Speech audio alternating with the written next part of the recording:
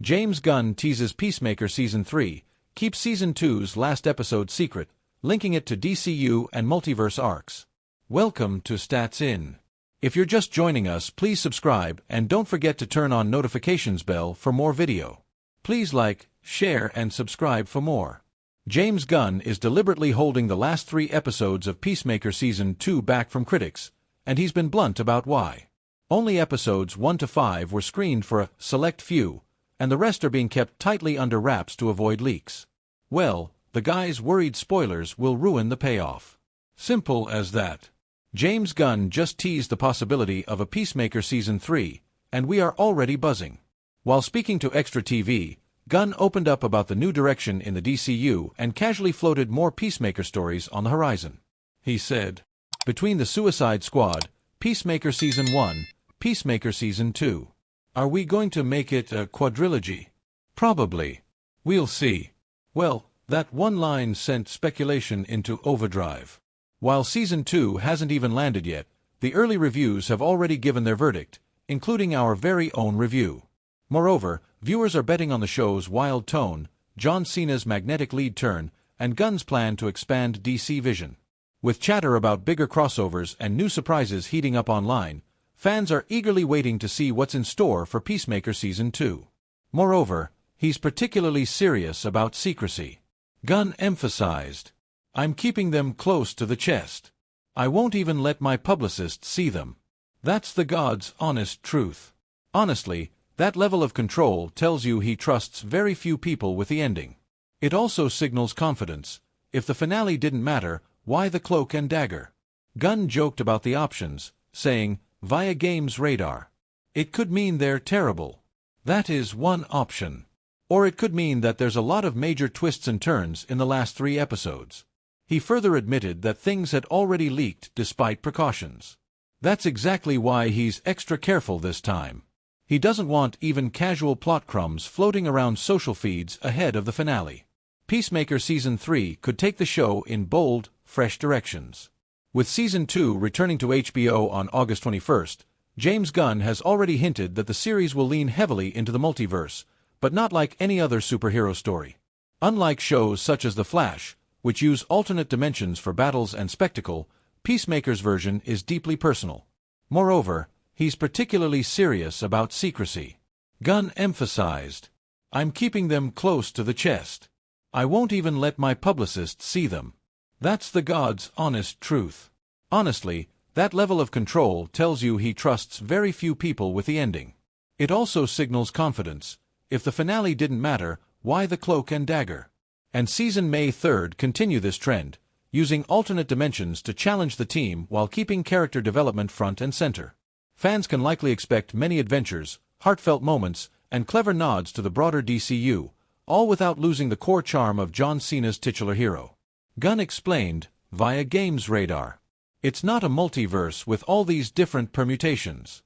It's one other dimension in which it seems as if it's the perfect world that Peacemaker is able to use to learn something about himself. The focus will remain on Peacemaker's emotional journey, blending humor with self-discovery, and expanding the arcs of the 11th Street Kids." James Gunn's Peacemaker finds itself in the crosshairs of an obscure Rainn Wilson dark indie satire, Super, that inspired the tone of the DC series. Welcome to Stats In. If you're just joining us, please subscribe and don't forget to turn on notifications bell for more video. Please like, share and subscribe for more. In his interview with The Office star, James Gunn tells Rainn Wilson that there is more to Peacemaker than his costume and his ideology. While the character comes off as superficial, oxymoronic, violent, and a blubbering buffoon, in Gunn's own words, the anti-hero has more heart and emotion than he lets on. Peacemaker is about Christopher Smith, a guy who puts on a costume. But it really is about the guy below the costume. His reasons for putting on that costume are various, but they aren't all good, and a lot of them have to do with who his father is. But in the same way in Super, it's very much a story about Frank Darbo, and it's about a guy who puts on a costume. And it also has that sort of tonal mix of the dramatic and the comedic, but it has a grounded, full character at the center of it. It also has a sociopathic sidekick. Filled with Gunn's bizarre sense of humor, black comedy, and familiar faces, Gunn's regular collaborators, like Michael Rooker, Nathan Fillion, Sean Gunn, and Kevin Bacon, Super is a light-hearted, fun comedy that, spirals down a strange and depressing rabbit hole really fast, posted via @InvertedAgent/Reddit. While Peacemaker may have existed in the comics from the 1960s, but James Gunn claims that his version is a spiritual sequel to the lowest-rated film of his career, Super. Starring Rainn Wilson in a dark comical role, Super was written and directed by Gunn in his pre-Marvel and DC days. However, recently, the movie has started gaining some recognition among niche fans, despite its generally obscure status. In a sit-down session between Wilson and Gunn for Interview magazine, the filmmaker asked the actor, "You see where Peacemaker is a spiritual successor to Super, right?" While it was not immediately obvious to Wilson, as might be the case with some fans, one can definitely see the connection once Gunn starts breaking it down. Read on to find out how.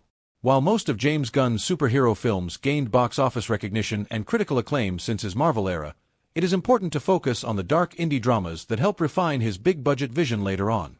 One of those films includes Super, starring Wilson, Liv Tyler, Kevin Bacon, Elliot Page, Michael Rooker, and more.